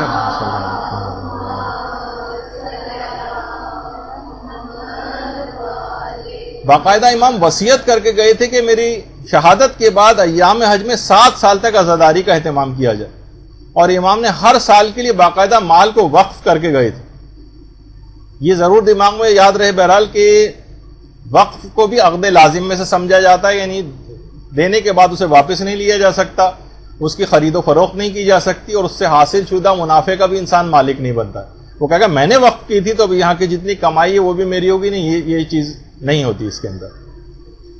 اچھا اسی طرح سے رسول خدا کے کتنے اوقاف تھے، اتنی اہمیت ہے ان چیزوں کی کہ جو افراد بھی یا تو کسی مسجد میں، امام بارگاہ میں، اس کی تعمیر میں، کسی مدرسے کی تعمیر میں کوئی حصہ ڈالیں، جو کوئی اس انداز کی چیزیں وقف ہو رہی ہوں تو یا تو خود کر سکتے ہو تو خود کریں، ورنہ اگر کسی اور افراد کے ساتھ مل کر اپنا حصہ ڈال سکتے ہو تو ضرور ڈالیں. کیونکہ خود پیغمبر کا بھی طریقہ کار یہ تھا کہ قبا کے علاقے میں پیغمبر نے کتنے ہی نخلستان بے سہارا لوگوں کے لیے وقف کر دیے تھے. اسی طریقے سے امیر المومنین علیہ الصلوۃ والسلام کے اوقاف تھے.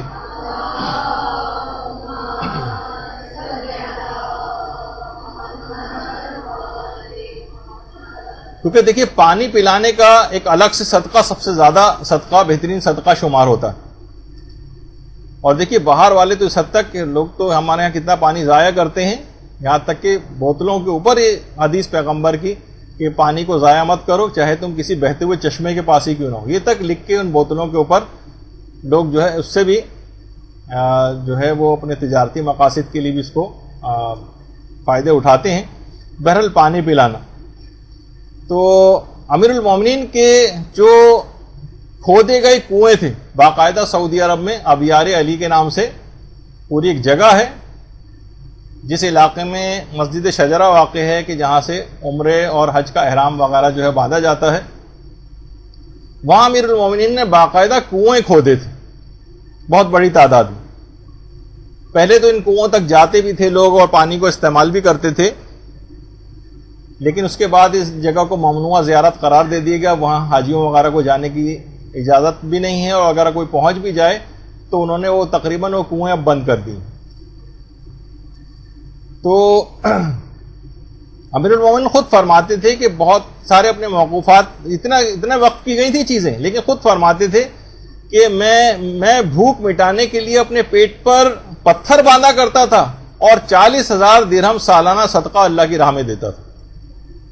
علماء نے لکھا ہے کہ وہ 40,000 جو درہم مولا صدقات دیتے تھے یہ سب موقوفات تھے، یعنی مولا جو تھے وہ کنویں کھودتے تھے، وہاں پر چشمے جاری کرتے تھے اور اس کے بعد وقف کرتے تھے، اور 100 کنویں مولا نے اپنے ہاتھ سے کھود کر وقف کیے تھے.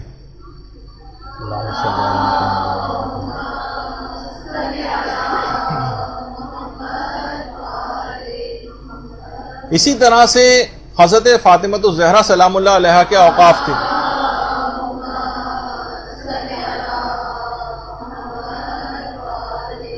باقاعدہ کچھ باغات تھے، وقف کی تحریر اپنے ہاتھ سے لکھی تھی وقف کرنے کے حوالے سے، اور باقاعدہ جو شیخ بہائی نے اپنے والد سے بھی نقل کیا ہے کہ ہمارے امام حسین علیہ الصلوۃ والسلام نے جو چیزیں وقف کی تھیں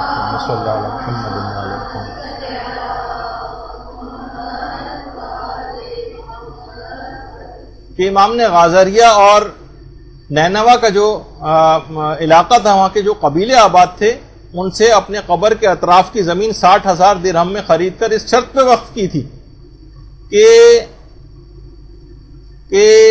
وہاں پر ان کی قبر کے لیے جو زائرین آئیں گے ان کی رہنمائی وہ لوگ کریں گے اور 3 دن تک ان کی مہمانی کریں گے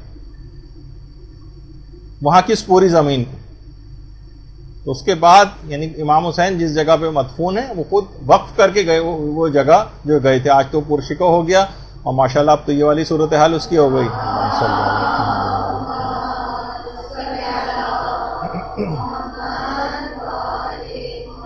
تو آپ کو بھی کبھی صدقہ جاریہ کا موقع ملے، توفیق ملے اور اس کی طرف متوجہ ہوں تو بہترین اوقاف جو ہیں اس کے اندر اپنے پیسے کو انویسٹ کریں. کوئی مسجد کی تعمیر کے اندر اس پیسے کو کسی حد تک لگائیں جتنا بھی ممکن ہے. امام بارگاہ اگر کوئی کسی جگہ بن رہا ہے وہاں پر لگائیں، کسی اسکول کے اندر. اچھا، اور یہ بھی کوشش کریں ایک اور چیز جس میں کہتا ہوں کہ ٹھیک ہے یہ پیسہ دینا، لیکن ان چیزوں کو پرشکو بھی بنائیں ذرا. یہ بھی آج کل وقت کی ضرورت. یہاں پر اس وقت سارے اے سی ختم کر دیے جائیں اور پنکھے بھی ہم اتار دیں، اور یا گرمی کے اندر آپ لوگ شدید جو ہے بیٹھے ہوں اور آپ کو یہاں پر برے حال کے اندر لا کر بٹھایا جائے اور آپ کو پڑھایا جائے. تو کتنی خواتین ہیں جو اس وقت مجمع یہاں لگا ہوا ہے، اس میں سے 15-20 کے علاوہ شاید سب خدا نخواستہ کہیں نہ بھاگ جائیں. تو اس جگہ کو یعنی سہولیات مہیا کرنا، اسے پریزنٹیبل بنانا. یہ نہیں کہ مثلا اگر موقوفات اگر کوئی ہیں تو بالکل ٹوٹی پھوٹی مساجد، اور وہ عام طور پر اس طرح کی چیزیں ہمیں دیکھنے میں آتی. اسی طرح سے پانی کی سبیلیں لوگوں نے اپنے مرحومین کے نام سے باقاعدہ سبیلیں تک ان کے اوپر نام گندہ کروائے ہوئے ہیں، اور سب چیزیں جو ہیں وہ تاکہ ان کو مسلسل جو ہے وہ ثواب اس انداز سے ملتا رہے. اس طرح بہت سارے مسافر خانے زائرین کی خدمت کے لیے جو ہے بنائے گئے ہیں. دینی مدرسے جو ہیں وہ بنائے گئے ہیں. اسی طرح سے ہاسپٹل یا کلینکس یا رفاہی اور چیریٹیبل جو اس قسم کے ادارے ہیں جہاں غریبوں کی کسی بھی طور پر جو ہے وہ اس انداز سے مدد ہو سکے. کسی جگہ واقعی ٹھنڈے پانی کی ضرورت ہے، کہیں آپ کولر جو ہے وہ لگوا سکتی ہیں. کسی جگہ اے سی کی ضرورت ہے، لوگوں کو کمفرٹیبل ماحول پرووائڈ کرنا ہے تاکہ دین کی باتیں سیکھ سکیں. وہاں پر جو ہے اے سی وغیرہ اس کے ڈونیشن دیا جا سکتا ہے. تو دیکھیے یہ ساری چیزیں ایسی ہیں کہ، اور ایک بات اور خاص طور پر اس کا خیال کرنا چاہیے وہ یہ کہ وقف میں ضرورت کو مد نظر رکھنا چاہیے. دیکھیے بہت اہم بات ہے. عام طور پر ہم یہ دیکھتے ہیں لوگ وقف جو چیزیں کرتے ہیں وہ مثلاً یہ کرتے ہیں کہ جناب کوئی مرحوم کسی کا انتقال ہو گیا، پورے ایک پارے جو 30 پاروں تک کا ایک قرآن کا ایک سیٹ ہوتا ہے وہ مسجد کے اندر جا کر پہنچا دیتے ہیں. بس اس طرح اپنے سر سے ایک بوجھ اتار دی کہ بس یہ لے جا کے مسجد کے اندر رکھ کر آنا. پھر مسجد والے تک پریشان ہوتے ہیں کہ آخر اتنے سارے ان قرآنوں کا ہم کیا کریں. مکھی پہ مکھی اس طرح سے بٹھاتے چلے جانا اور کسی اور طرف نگاہ ہی نہ ہونا، ضرورت کا کچھ نہ سوچنا.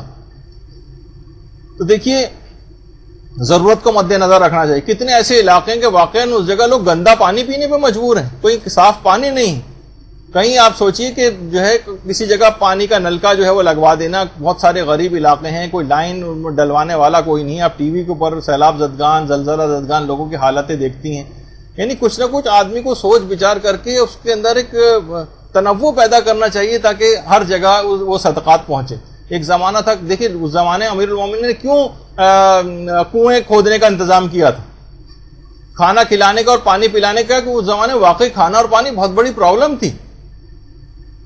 لوگ جو باقاعدہ دور دور سے جو ہے نا کہاں سے پانی لے کر آتے تھے. نہر زبیدہ وغیرہ کی کتنی دفعہ مثال آپ کو پچھلے درسوں میں پیش کی ہے کہ حاجیوں کے لیے پانی کا اس نے انتظام کیا تھا، مینا سے پورے نہر کھدوا کر اس کے رستے بنا کر جو ہے وہ مکے تک اس نہر کو جو ہے وہ لے کر آئی تھی. تو ضرورت کو جو ہے وہ مد نظر رکھنا چاہیے. اسی طرح سے مثلا اس کے اندر اپنے پیسے کو کتنے ایسے علاقے ہیں جہاں غسل دینے کے لیے کراچی کی صرف 2-3 جگہوں کے علاوہ کوئی مناسب جگہ نہیں ہے جہاں مردوں کو غسل دیا جا سکے.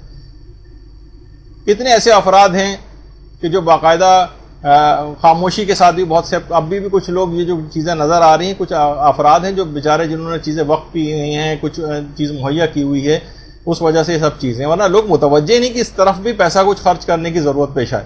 تبلیغ دین میں وقف کرنے کا کسی کو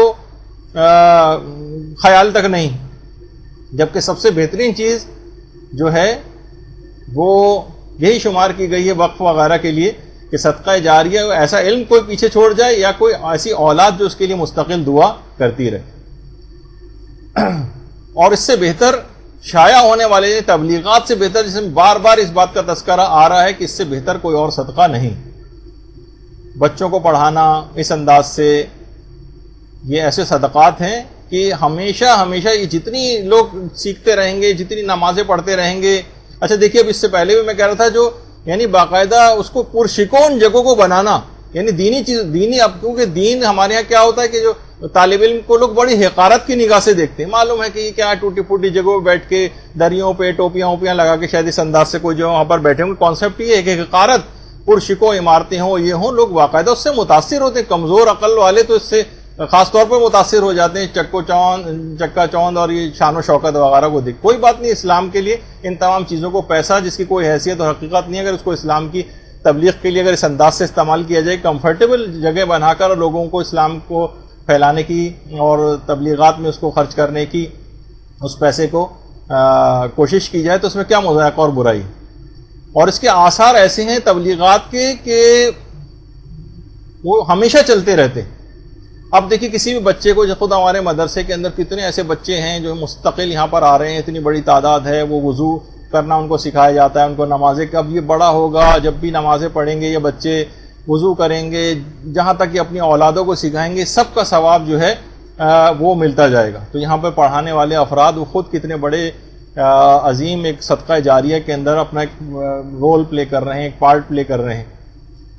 بچے، آپ کو پتہ ہے کہ دیکھیے جو بھی بچے ہوتے ہیں وہ تو چیزیں اسی طرح سے سیکھ کے کرتے ہوئے دیکھتے ہیں، پھر وہ کرنا شروع کر دیتے ہیں. ابھی تو سب چیزیں ان کو صرف پہلے مرحلے میں صرف بتانا مقصود ہوتا ہے، پھر اس کے بعد آہستہ آہستہ وہ عمل بھی کرتے چلے جاتے ہیں. تو لوگ عام طور پہ دیکھیے، لوگ دینی طالب علموں پر یا دینی مدارس پر پیسہ خرچ کرنے کو وقت کا اور اپنے پیسے کا ضیاع سمجھتے ہیں، سوچتے ہیں ہمارا سرمایہ ضائع ہو جائے گا. دینی تعلیم کو آج کل لوگ باعث ننگوار، باعث شرم قرار دیتے ہیں. مدرسے میں پڑھ رہا ہے، اچھا، حقارت کی نگاہ سے دیکھتے ہیں. تو بہرحال اب دیکھیے کہ ان سب چیزوں کو جو کرتے چلے جائیں گے اور پڑھتے چلے جائیں گے اور اپنا سب چیزیں بہتر کرتے چلے جائیں گے، بہت بڑا کام ہے. اور یہ فقط دینی مدارس خاص طور پر کر رہے ہیں. میں بالکل اس کو واضح طور پر کہوں گا، فخریہ طور پر کہوں گا کہ دینی مدرسوں نے باقاعدہ اس کا بیڑا اٹھایا.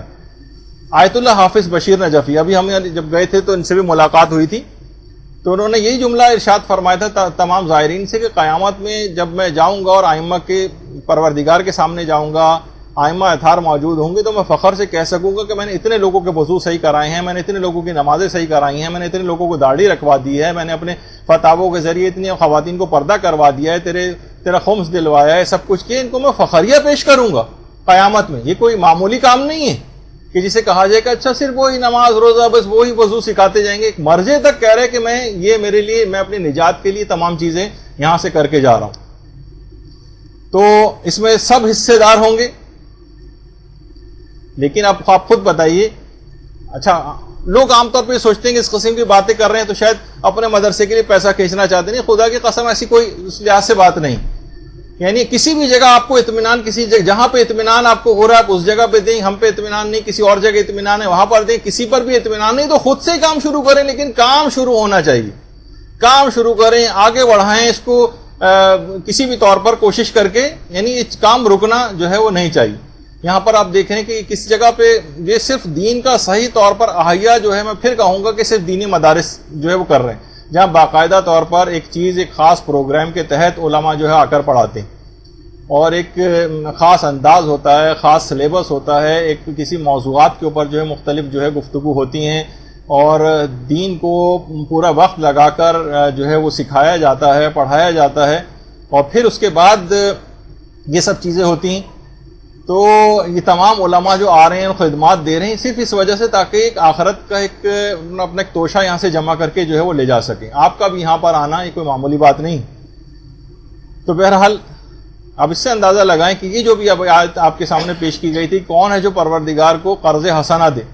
کہہ رہے ہیں جب یہ آیت نازل ہوئی تو اسی وقت انصاری جو تھے انہوں نے 600 درختوں کا ایک باغ پیغمبر اسلام کو آ کر ہدیہ کر دیا۔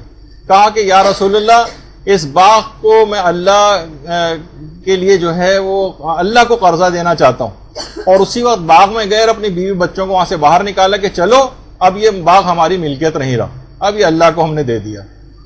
اور اس کے بعد پیغمبر اسلام نے اس باغ کو سب لوگوں میں تقسیم کر دیا، اور میرا اور آپ کا جو مولا امیر المومنین علیہ الصلوۃ والسلام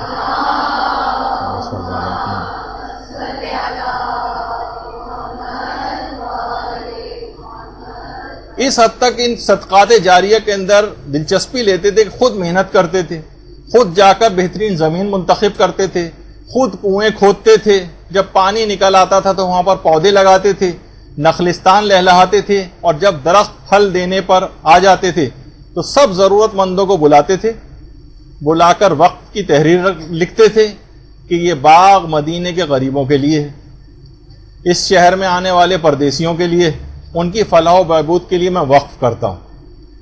اسی طرح سے امام حسن علیہ الصلوۃ والسلام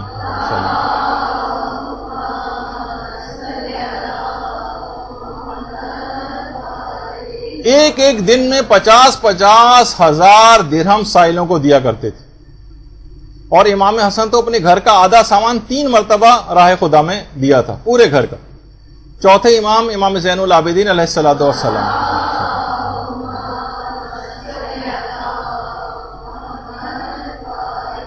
اپنی پشت پر سامان رکھ کر تقسیم کرنے کے لیے لے کر جاتے تھے۔ اتنی مشقت کرتے تھے کہ کمر پر باقاعدہ گٹھے پڑ گئے تھے، جو شہادت کے بعد انکشاف ہوا تھا کہ امام اس طرح سے جو سامان پہنچاتے تھے اس کی وجہ سے یہ ہوا ہے۔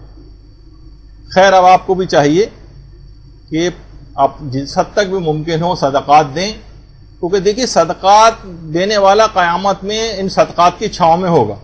کیا آپ یہ سمجھتی ہیں کہ صدقات کی چھاؤں میں یہ 2 روپے روزانہ ڈالنے سے صدقات کی چھاؤں میں چلے جائیں گے؟ نہیں، جب صدقات کو اس انداز سے آپ جسے آپ کے سامنے پیش کیا گیا، مسکرا کر بھی دیکھ رہے ہیں اور مدد بھی کر رہے ہیں اور قرضے بھی اتروا رہے ہیں اور وقف بھی کر رہے ہیں اور مساجد میں بھی دے رہے ہیں، دینی مدرسوں کو بھی دے رہے ہیں اور کفالت بھی کر رہے ہیں اور دیگر تمام چیزیں جو بھی آپ کے سامنے پیش کی کہ زندگی کا پوری زندگی کا ایک ایک لمحہ اور ایک ایک وقت آپ صدقے کے گویا آپ اس کو صدقہ کر رہی ہیں۔ خدا کی آنے والی جتنی بھی نعمتیں اس انداز سے ہیں جو آپ کو حاصل ہیں، ان سب کا آپ صدقہ دے رہی ہیں، تو پھر آپ صدقات کی چھاؤں میں ہوں گے۔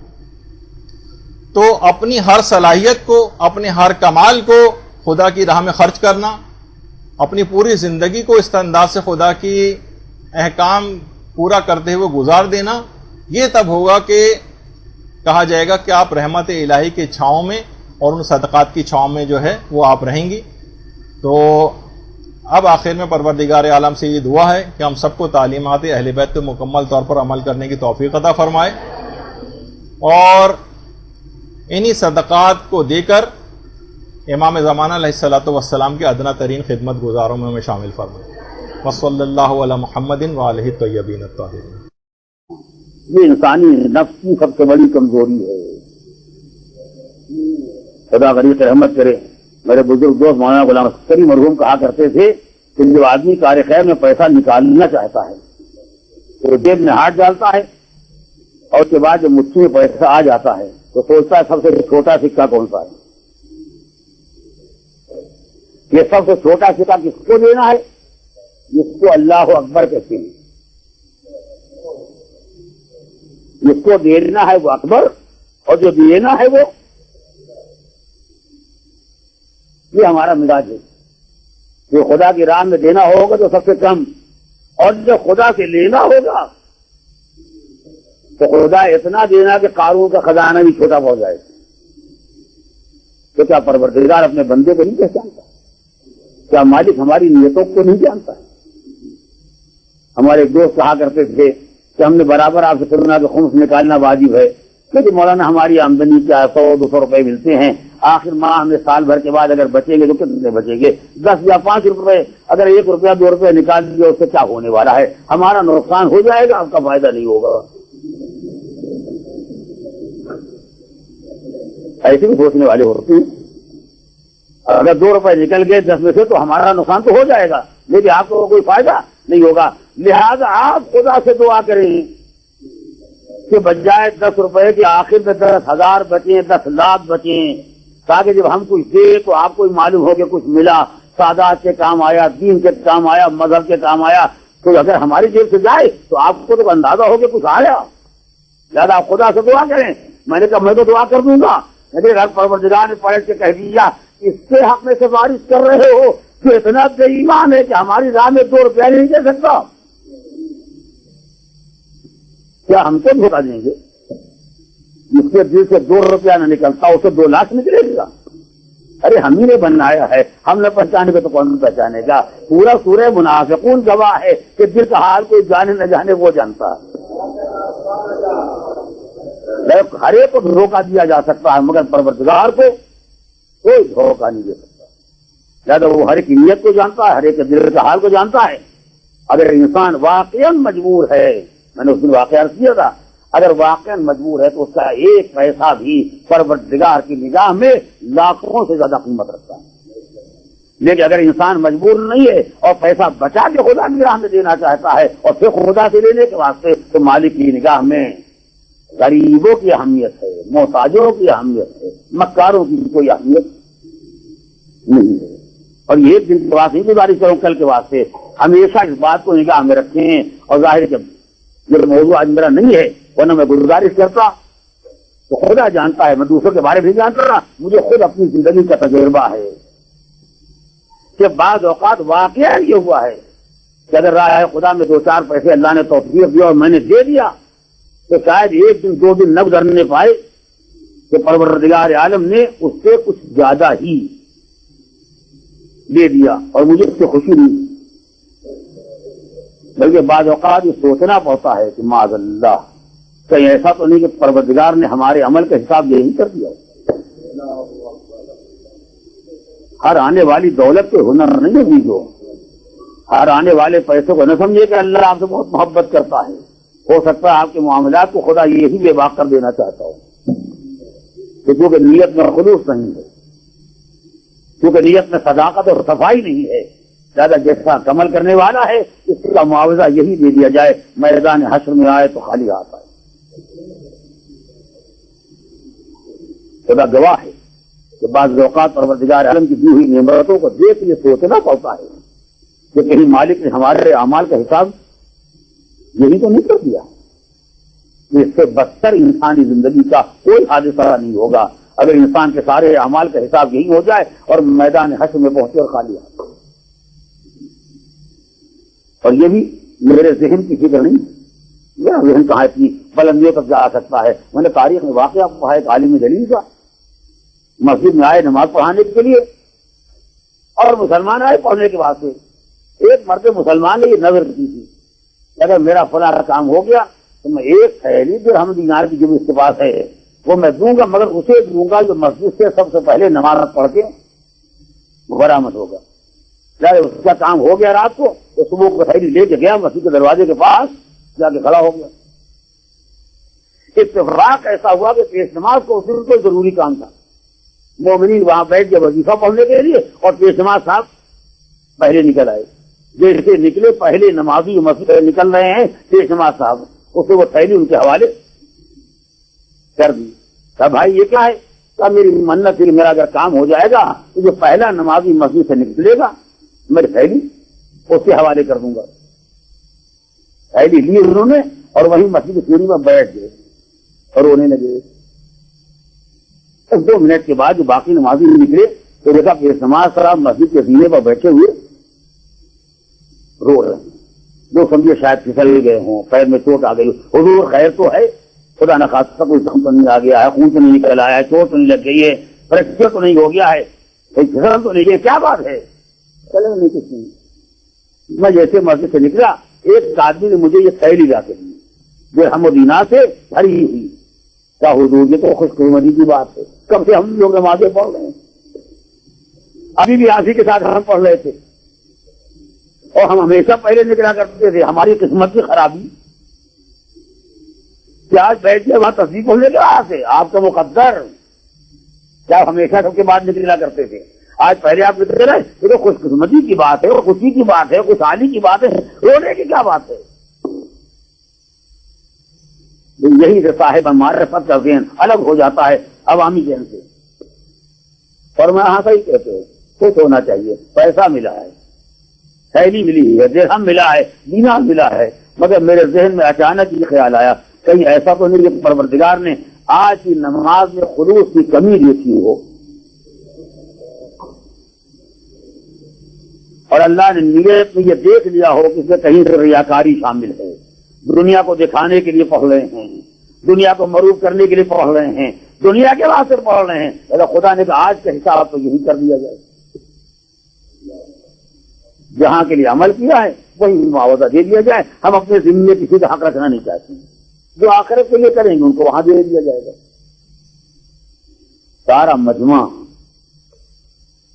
جو ابھی تک خوشحالی کی مبارکباد دے رہا تھا, ابھی تک انہیں مطمئن کر رہا تھا اور خوش ہو جائیں آج کی نماز تو قبول ہوئی گئی ہے, جیسے انہوں نے اس نقطے کی طرف متوجہ کیا, سارا مجمع بے قرار ہو کے رونے لگا. اب تو ہمیں ہر عمل کے بارے میں سوچنا پڑے گا کہ اگر ہمارے کسی عمل خیر کے بعد پروردگار نے از غیر ہم کو کچھ دے دیا, چاہے مال دے دیا ہو, چاہے عہدہ دے دیا ہو, چاہے کوئی حیثیت دے دی ہو, اگر خدا نے از غیر دے دیا تو ایسا تو نہیں کہ ہمارے عمل کا حساب یہی ہو گیا ہو. لہذا عزیزو, اپنے اعمال خیر کے مقابلے میں دنیا کا مطالبہ نہ کرو. یہ بھی مل جائے اچھا ہے کہ دنیا حسنا و فی الآخرت حسنا, مگر نگاہ ادھر رکھو. یہی اہل بیت کا کردار ہے, دنیا کو لٹایا ہے آخرت کے لیے. اہل بیت نے کبھی دولت دنیا پر نگاہ نہیں رکھی ہے اور موڑ کے نہیں دیکھا ہے. جو کچھ کیا آخرت کے لیے کیا, یہی وجہ ہے کہ بچا کے نہیں رکھا. برحمتك يا أرحم الراحمين وصلى الله على محمد وآله